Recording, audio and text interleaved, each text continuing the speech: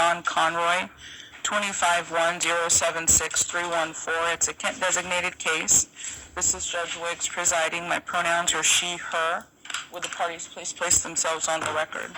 Good morning, Your Honor. Tim Lamb on behalf of the state. Good morning. Good morning. Haley Malcolm, the Defender Association, attorney for Mr. Conroy, who joins us present in person this morning out of custody here at counsel's table to my left. Good morning, Mr. Conroy. Good morning to you, sir. Good morning. Nice to see you, Your Honor. Likewise. What are we here for with Mr. Conroy's case? Your Honor, the state set this motion and would be the state's motion to raise concerns of 1077. Okay, on what basis? I forwarded the court an evaluation dated December 11th of 2025. It was a case or an evaluation relating to a city of Ording matters. There were actually 4 cause numbers, so the court had an opportunity to do that. No, let me just take a look. Do you have a hard copy? I do. Thanks so much. And defense has been provided a copy. Anything in addition to this report that provides the basis for your raising competency? My observations in this, during the pendency of this case, is consistent with the evaluator's observations of Mr. Conroy. This case was filed on July. She's putting it on record. You gotta object. This case was filed on July 8th of 2025. The charges are intimidating a judge and telephone harassment. On November 25th of 2025, the state had noted a motion, and at that motion, I had asked for a no contact order with one of the witnesses in that case, who happened to be a city prosecutor for the city of Ording. And that at that hearing, there was an agreed order entered by both parties. Objection, Your Honor. Objection. I was coerced into signing that, criminally coerced into signing that. I brought that up the last time. Okay. All right, my lawyer and her just object to put it on the record. I have direct evidence. My wife has an FBI report right here. Okay, noted. Thank you. Of course. Go ahead. Which is the reason that one of the reasons that I'm making this observation is that subsequent to that agreed recommendation, Mr. Conroy has gone on the record accusing me of coercion and aiding and abetting injustice. On January 2nd of 2026, Mr. Conroy was present at our office and spoke to my the chief criminal prosecutor, Dan Clark, and initially had indicated that he did not have an open case with our office, but eventually it was learned that he did have an open case with our office, and there was also discussions about other civil proceedings that were occurring.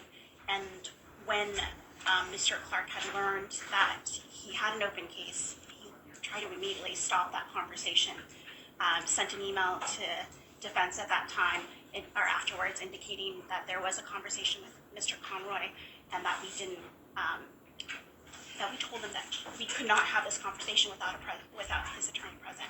It was also in that conversation that he indicated that there was some coercion by my part in terms of that agreed order on November 25th. He then called our office on February 23rd. Again, there was another 5-minute conversation regarding some of his accusations against me and some of the other civil matters that he believes are injustice that exists. On February 27th, he again came into our office, even though he has acknowledged that he is not supposed to communicate with me, came in again. Objection, Your Honor. My wife was there about the criminal complaints that they have filed that haven't had no response. I showed you all those police reports, and that's what I was with my wife, and her prosecutor's office says we have every right to petition the government in the form of a police report. I'm innocent until proven guilty. That's I just have to put that on record. She's misinterpreting, taking me out of context. Okay. Noted. Again, on the 27th, there was, as he had indicated, that there was some coercion on my part regarding the November 27th incident, and that I was aiding and abetting some injustice. Bless you. On March 4th, there was a motion in this court regarding a potential motion to discharge, and he made the same allegations. So it's the conversations or the observations that I've made of Mr. Conroy are consistent with what the evaluator has also observed in giving rise to his concern for 1077. Two friends? Do you want to be heard on the motion? I'll give you an opportunity to address the court. Just let me hear from your attorney first. There are two things that I would note on Mr. Conroy's behalf, Your Honor. One is that with regard to the Ording evaluation, Mr. Conroy does want to note that he did not have counsel present for that evaluation. And as to the, he would also note that in September of last year, September 23rd of 2025, he did also complete, and it has been filed, and he has also filed in this case, an independent evaluation that he would like the court to consider as well, in which he was found. Read that, please. Oh, okay. That he was found competent to be able to represent himself in the Ording matter, and I believe that, but beyond that, Your Honor, I take no further position to the state's. I'm so sorry, I couldn't hear the last part. Defense counsel takes no further position as to the state's motion, but we would, Mr. Conroy has prepared remarks he would ask to be able to share with Your Honor this morning. Of course. And then can I just, you referenced another evaluation that's of record in this case. Is it filed into this case? It has been filed, Your Honor, into this case that Mr. Conroy, I can, The September? evaluator is up for unprofessional conduct right now. Hold on, give me 1 sec. I just want to make sure.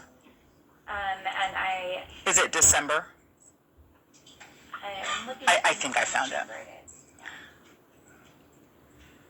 Docket 53, December 11th, 2025. That's correct. Okay, let me just take a look at that really quickly. September 2025. September 2023.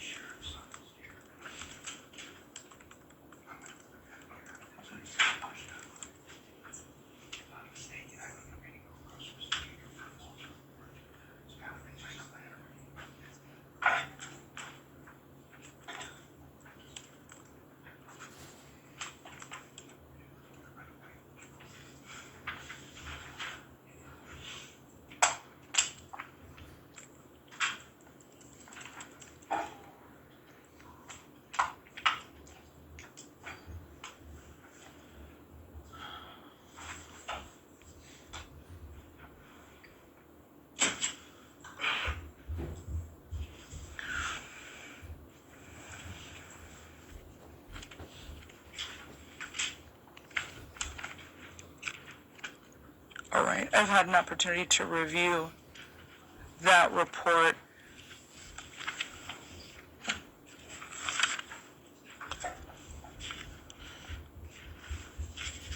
Mr. Conroy, You wanted to share some things with the court? Go ahead, whenever you're ready. Yeah, thank you, Your Honor. Of course. It's very gracious of you.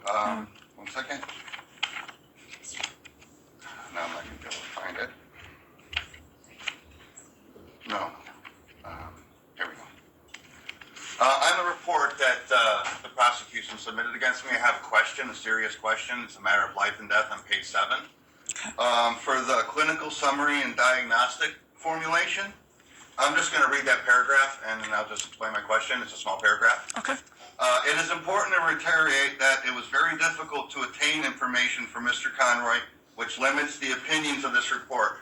Again, he says I passed all the Dusky standard questions, basically, but I didn't have a lawyer present, so I wasn't going to answer questions about my case because he is the state agent, you know what I'm saying? So he was very frustrated, but I asked him, he said some, so I answered a lot of questions. I acknowledge the documents reportedly sent by his wife. My wife is a former DSHS employee and DCYF. However, first, these were unverified. Second, they confirm more than I refuted. He says what he diagnosed, but one part I want to get to, he says I crossed the line on some of these things we talked about, discussed outside the Dusky standard. And that is, however, some do clearly appear to cross the line, such as an employee of DSHS apparently being a co-conspirator of homicide of a youth who was killed in front of his wife. During our interview on a number of occasions, he told me I could obtain those records to prove what he was saying. In regard to this reported homicide, I conducted a brief internet search but could not find any related information. Now, he's talking about an African-American 16-year-old state-dependent youth with DCYF. My wife is a DCIF level 3 at the time for Indian child welfare. Khalees Brewer ran away from her foster home in distress and called my wife's agency on October 6, 2022. My wife was present. So one of my wife's colleagues, a state level 3 social worker, left in a state vehicle and retrieved Khalees Brewer and brought her back to the agency. But Khalees was in distress when she got out of the car with the social worker on the state parking lot, arguing with the social worker, capturing my wife and her co-worker's attention in the agency. So one of my wife's supervisors went down to mediate, and Khalees Brewer, the youth, walked away from Natasha Savage, already in runaway status, walked down Delridge Way out of sight, and was found strangled to death the following morning. So as my wife watched her colleagues, already in severe discrimination acts against my wife for 2 years, she's seen the agency kind of sweeping the case under the rug. Of course, the agency could dismiss the case because the child is dead no matter what, so there's no more responsibility.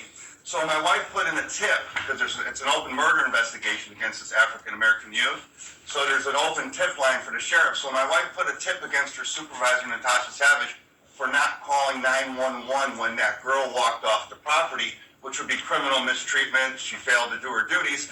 And all the cover-ups, we took this to the Supreme Court. I asked the courts the question about the 911 call. And we have Masako, the commissioner of the court, the State of Appeals, saying this matter appears to be stemming from a labor dispute where she admits she has no jurisdiction. There are no injunctions in labor disputes in Washington State for organizing. And then on page 2 of her brief, the motion to deny to modify my motion order further, she says Mr. Conroy is talking about a youth that had contact with DCYF after the youth was found murdered. After. But our state employee friends who still work for the agency came to my porch in the middle of the night with a flash drive, and I can't believe it's not butter Tupperware container on my doorbell camera containing Khalees Brewer's intake papers into DCYF 18 months prior to her murder. So all this retaliation, a lot of this with hoarding over the years, all those reports has been trying to intimidate witnessing to the negligent homicide of a 16-year-old state-dependent youth. And we have criminal evidence that nobody's refuted in the courts. Nothing was stricken in the Supreme Court against Judge Laurel Gibson, Judge David Webby of Superior Court, the panel of the State Court of Appeals, and all the way up to the Supreme Court Chief Justice Stephens, as accessories to negligent homicide of a 16-year-old African-American state-dependent youth. Now here's my wife's FBI report that's been sent, and we have criminal reports against Dr. Spitzman that we need to file just to get on record. Petitions to the government in the form of a police report, about our grievances. If we may, I'm on an ankle monitor, and my children are witnesses. You have no idea what we've been through. But anyway, there's stuff that we want a hearing to discuss other anomalies in these reports. And my personal professional expert, which according to 1077-103, I have a right first to get my own professional expert. It's Dr. Gerald Block. Where did that go? Oh, here we go. Medical doctor, MD, psychiatrist, board certified of the American Board of Psychiatry and Neurology, trained at Columbia University, New York, Psychiatric Institute, over 25 years of clinical experience in psychiatry, clinical and forensic strength, specializes in complex psychiatric conditions, PTSD, mood disorders, provides forensic psychiatric evaluations. Okay, which is very important to this court. He's, I took a 2-hour test, handwritten test. He would put me on the spot, like, in stressful situations in court. Did a wonderful job, way more than DSHS did, okay, asking for numbers and stuff like that. But anyway, he's military and he treats PTSD military veterans. And that's my board cert. And he said I can go pro se. Not only competency, but pro se. And there's another evaluation where Dr. Leslie Pickett she's been charged with unprofessional conduct, and there's fraud against my family. She's seen that evidence. She might be able to bring that forward. I hope one of these lawyers do something for me one of these days. But anyway, that's what I wanted to put on record for this case, and I would like a further hearing if we're gonna, if you're gonna not allow my professional witness on this matter. Thank you so much for listening. God bless you. Of course. Back at you. I am going to grant the motion. The return date will be an out-of-custody return date. Let me just look at the calendar really quickly. Your Honor, Mr. Conroy is on EHD for this case. For purposes of a competency evaluation, is that an in-custody date or an out-of-custody? I'm happy to do an in. In custody. Sorry, it's out of custody, but he is prioritized. Oh, he's prioritized. Appreciate it. All right, thank you. Of course. Would April 29th be a return date that works for you all? Does that work for the state? Yes, Your Honor. Just Your Honor, hold on what one was that second. date one more time? April 29th. Does that work? Yes. All right, I'll do April 29th as a return date, and then Mr. Conroy has already put on record, I suppose depending on the findings of the evaluation, that he would like to have his own evaluator, and I'll leave it to you to discuss that with Ms. Malcolm, okay? You certainly have a right to that, of course. And then Ms. Malcolm, if you and the state, if you all would just take a look at the order, if there's any issue that the court needs to involve itself in terms of the boxes and what's being requested, you all jump back on the record, okay? Otherwise, I'll sign it. Will do. Thanks so much. I'm signing the Smith order, agreed continuing the